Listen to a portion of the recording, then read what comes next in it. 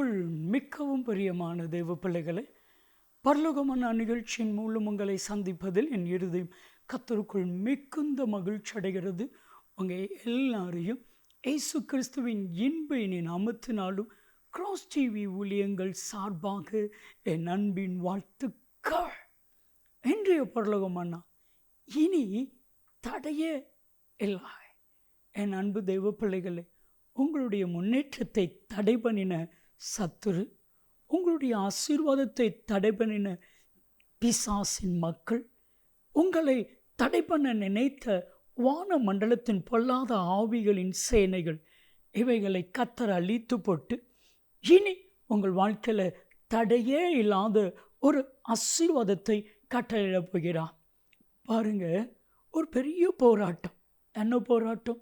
இஸ்ரவேல் ஜனங்கள் தேவனை ஆராதிப்பதற்காக கர்த்தர் எகிப்தை விட்டு புறப்படச் சொல்கிறார்.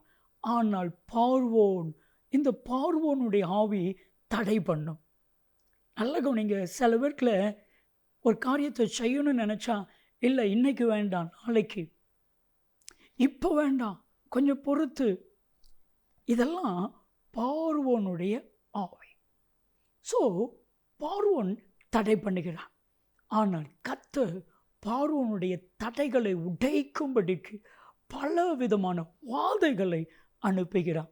என் அன்பு தெய்வ பிள்ளைகளே, மனிதர்களாக இருக்கலாம், பிசாசாக இருக்கலாம், வானமண்டலத்தின் பொல்லாத ஆவிகளின் சேனைகளாக இருக்கலாம், அத்தனை கிரியைகளையும் தடைகளையும் கொண்டு வருகிற பொல்லாத சத்துருவின் கிரியைகளை கர்த்தர் அழித்து போடுவார். யாத்திராகமம் 9:28 பார்வோனே சொல்லுகிறான், இனி தடையில்லை. என் அன்பு தெய்வ பிள்ளைகளே, இனி தடையே இல்லை. என் அன்பு தெய்வச்சனமே, உங்கள் வாழ்க்கையில் இதுவரைக்கும் இருந்த தடைகளை இனி நீங்கள் பார்க்க முடியாது. 2 விதத்தில் தடை. ஒன்று, வெளியே இருந்து வருகிற தடை. இன்னொன்று, நீங்களே தடை, உள்ளேருந்து வருகிற தடை. வெளியே இருந்து வருகிற தடையை ஈஸியாக உடைச்சிடலாம். வெளியேருந்து யார் உங்களை தடை பண்ணாலும் அதை ஈஸியாக மேற்கொண்டுடலாம். ஆனால் நீங்களே தடையாக இருந்தால் அதை எப்படி மேற்கொள்வது? பாருங்க, ஆகி என்கிற சின்ன பட்டணத்தை பிடிப்பதற்காக யோசுவா ஜனங்களை அனுப்புகிறான். ஒரு சின்ன யுத்தம். யோசுவாவுக்கு அது ஒரு சின்ன யுத்தம். ஆனால் அந்த ஆகி பட்டணத்து மக்கள் யோசுவாவை, இஸ்ரவேல் ஜனங்களை ஜெயிச்சிடறாங்க. இது ஆகி பட்டணத்தினுடைய ஸ்ட்ரென்த்தை காட்டுதான், இல்லை இஸ்ரவேல் ஜனங்களுடைய போராட்டத்தில் போரினுடைய வலிமை இன்மையை காட்டுகிறதா?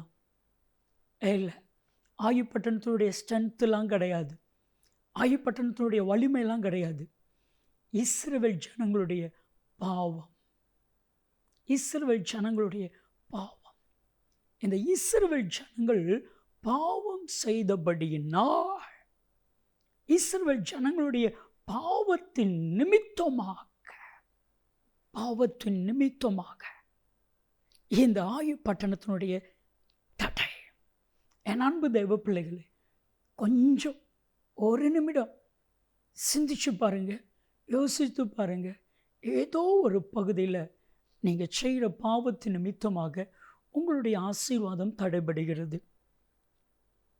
ஒரு நாள் கிங் ஷிப்பிங் என்கிற கம்பெனி ஒன்றுக்கு ஜெபிக்கிறதுக்காக என்னை கூட்டியிருந்தாங்க. அவர் சொன்னால், பிரதர், பிஸ்னஸில் தடை. அப்பொழுது ஆவியானவர் சொன்னால், வெளியேந்து வருகிற தடை அல்ல, உள்ளே இருக்கிற தடைகள். அப்போ தான் அவர்கிட்ட சொல்லும் பொழுது அவர் சொன்னார், ஆமாம் பிரதர், சில காரியங்கள் நான் தப்பு பண்ணியிருக்கேன். கர்த்தர் தடைகளை மாற்றினா, தடையே இல்லாமல் ஆசீர்வதித்தான். இனி தடையே இல்லை. ஜெபிக்கலாமா?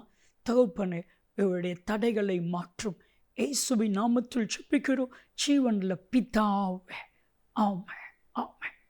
தடை ஏதும் இல்லை. நன்மையும் கிருபையும் ஆசீர்வாதங்களும் நிச்சயமாக உங்களை தொடரும்.